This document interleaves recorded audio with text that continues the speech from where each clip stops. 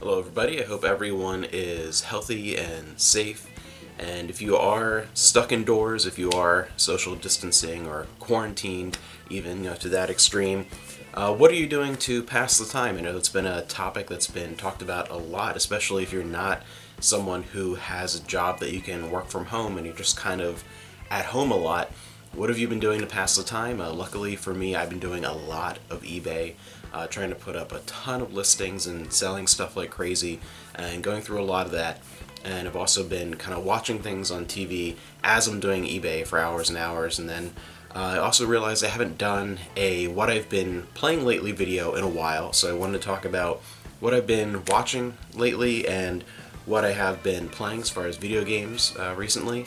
And I've been reading a lot too, a lot of Star Trek books, just because I kind of got into that mood after doing the video on our Star Trek novel, our Star Trek book collection. If you haven't seen that, definitely check that out. I kind of got into the mood of wanting to read more Star Trek books, so I'm reading a lot of that. And while I've been doing eBay and that sort of thing, I've been watching the second season of Taxi. I just started watching a little bit of the third season of I Love Lucy. And I've also been, over the past about 2.5 months or so, slowly rewatching Charmed, and I'm on the third season. The other thing that I've been doing is I've been catching up on the Marvel movies, because I enjoy the superhero movies, but it's just not a favorite of mine. It's not something where I flock to the theaters for every single movie, like I know a lot of people did. Amanda has seen them all, many of them multiple times. I'm catching up. We have a list of how to watch them in order and things. I've been catching up because before, the last one I saw was the first Avengers movie. That was the last one that I saw. I saw that in theaters, and that's the last Marvel movie, so I didn't watch any after that. So I've been catching up slowly, one every once in a while, and I really like them. Again, it's just not my favorite genre. So far, as I'm getting into them, my favorites by far, which surprises me because I never really liked the character in the comics or even when he would appear in episodes of, say, the Spider-Man cartoon and things like that. Captain America. Definitely Captain America, the first Avenger, and Winter Soldier. So far, I still have quite a few to go, the Marvel movies, but so far, those are my two favorites by far. Really love those. So that's what I've been watching. And as far as what I've been playing, I'm playing a lot of two-player with Amanda. But single-player wise, I just recently played Final Fantasy VIII Remastered. I've played Final Fantasy VIII so many times, the original version on PS1, but I love having a physical cartridge copy of 8, the remaster, and then 7 also for the Switch. Amazing release, very happy to have imported this from Asia. And yeah, I love the remaster. I liked that all of the changes, aside from the updated character models and a bit smoothing of some of the graphics, were optional. And I didn't really utilize any of them, but it was cool that they were there for people who wanted to do them. Things like speeding up the gameplay, getting rid of random battles, things to help you out during combat, like you could, I forgot you'd click like the left stick and it would heal your entire party and get limit breaks and things like that. Little things to help you along if you need be.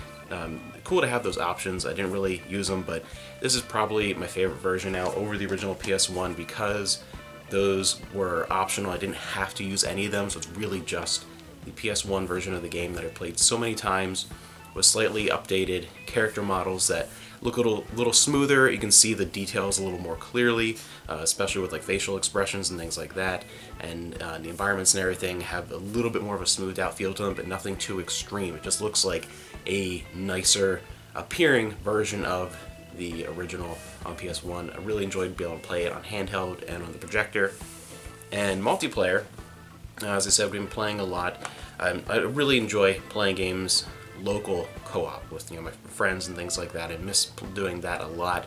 Haven't really done a whole lot of that since the days of, say, the PlayStation 2.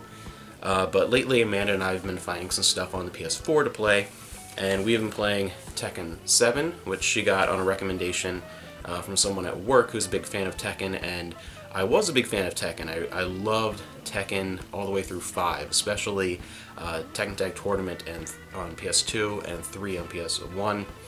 Those are my favorites. I did not like 6 at all, and there's so many different spin-offs and Tournament 2 and Dark Resurrection on the PSP, and I just never really got into any of them. Now I was like, alright, I'm just kind of done with Tekken.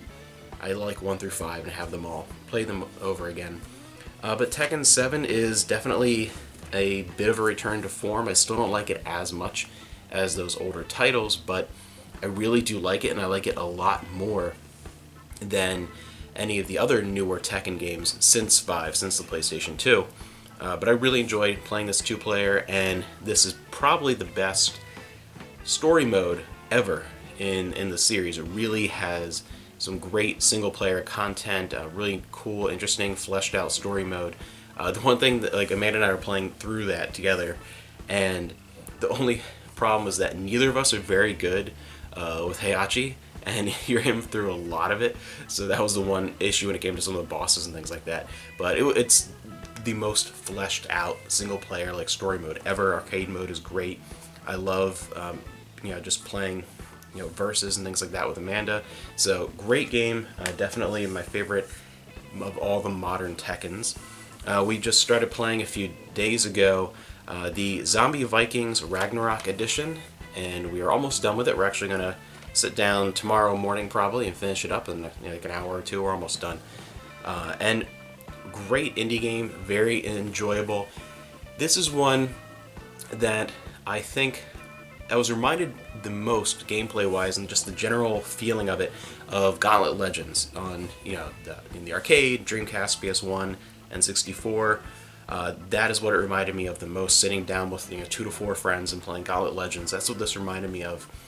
And that was kind of one of the issues with it gameplay-wise. The only problems we really had were that it feels unbalanced if you don't have at least 3 or 4 people. If you're just playing it by yourself or just 2-player, it definitely feels like it's very tuned into having 3 or 4 people at a time, and especially with a lot of the different accomplishments that you can do. And even Amanda's into trophies. I don't really care about trophies whatsoever, but there are a lot that you kind of have to have 4 people, or at least 3 for some of them, to pull off. Otherwise it just doesn't work. So it's a very good game and a lot of fun, a really great sense of humor. Definitely a good multiplayer game.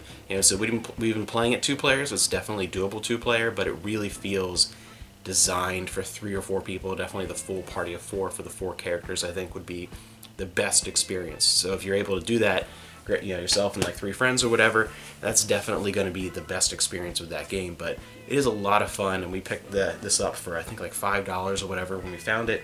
So well worth $5. And the last thing that I have been playing since I beat Final Fantasy VIII Remaster for single player, I'm only about maybe, I don't know, 7-8 hours into it, but I've been replaying Shenmue 3. Definitely not going hardcore again like my first playthrough, which was over 70 hours. Definitely not doing that. I'm just kind of doing another story run, because this time I decided to go ahead and play it with the English voice acting. The first time I went with Japanese, because I do prefer that for Shenmue 1 and 2. So one of my first experience like that. And now I've been kind of, for nostalgic reasons, wanting to play it through in English, and have been enjoying that so far, and really just, it's an amazing game. I love Shenmue 3. It has really become my favorite of the series so far. Great game, really enjoying my second playthrough, and hopefully, definitely not doing the 70 hours thing. I'm really looking for around 20 to 30 at most. Really just kind of playing it through for another experience. And by the time I'm done that and we play a few other multiplayer games together, it's going to be time for the Final Fantasy VII Remake, and Amanda's going to be getting Animal Crossing sometime within the next week. So we're going to be busy playing that, and hopefully by the time I'm done Final Fantasy VII Remake, we'll be close to the release of Xenoblade Chronicles Definitive Edition. We still don't have any information about it whatsoever. We still don't have a release date or anything at the time that I'm filming this. But it's close. There's a lot of online retailers and things have a May 29th release date listed, and it's gone up on the eShop for the coming soon page. You have Shulk on the side there instead of Tom Nook, who is there, and it really feels like it's going to be soon. So I'm waiting for that next direct. I really think it's going to be one of the main games it's focused on. And I think it might be coming out in May. I think that might be it, which would be great. That would be amazing. That would be awesome. My favorite game of all time, getting a remaster on my current favorite system during the month of my birthday. I mean, come on, perfect alignment. Let's go. I am so ready for Xenoblade.